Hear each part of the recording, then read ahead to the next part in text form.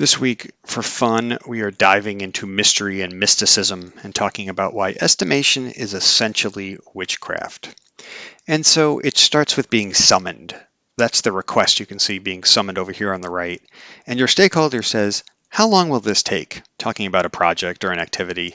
And it really is one of the most terrifying questions we get because it sort of triggers the fight or flight, right? Do we run away? Our brain says be confident, but we also know that we really don't have any idea.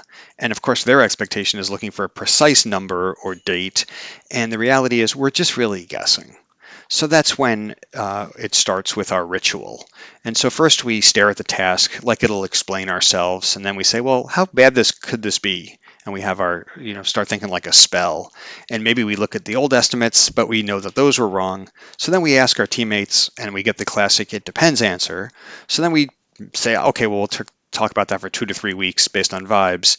And then, if we say it confidently, maybe the stakeholder will believe us.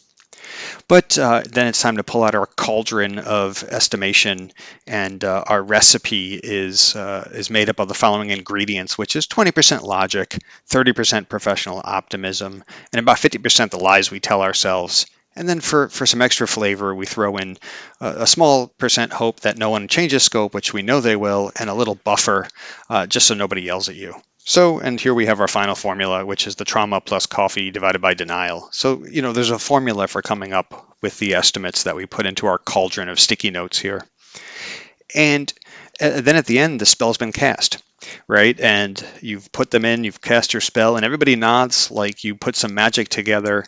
And then sounds like, hey, this is reasonable. And 2 days later, there's some new requirements, and then suddenly your estimate is off. Now, here's the good thing about estimation. If you're correct, you're viewed as a mystical wizard. And if you're wrong, you get asked, why didn't you estimate better? So get your cauldrons hot, get out your spell books, and start estimating.